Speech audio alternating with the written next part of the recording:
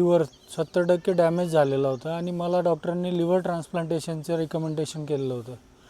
तर त्याच्यासाठी खर्च पण खूप येतो. आम्ही दोघंही नवरा बायको खूप परेशान होतो आणि आम्ही शोधत होतो की अशी कुठली ट्रीटमेंट आहे का की ज्याने कमी खर्चामध्ये पण आम्ही रिकवर होऊ शकतो.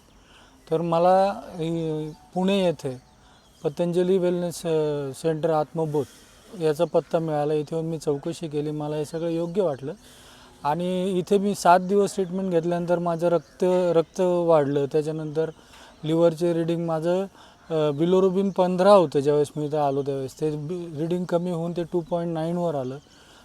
जेवण जायला लागलं, जे जेवण जात नव्हतं, झोप येत नव्हती, अस्वस्थ व्हायचं, बेचैन व्हायचं, या सगळ्या गोष्टी हळूहळू कमी झाल्या आणि आज 1.5 महिन्यानंतर मी एक नॉर्मल लाईफ जगू शकतो आहे. तर हा फायदा आहे आयुर्वेदाचा आणि आत्मबोधमधले घेतलेल्या ट्रीटमेंटचा.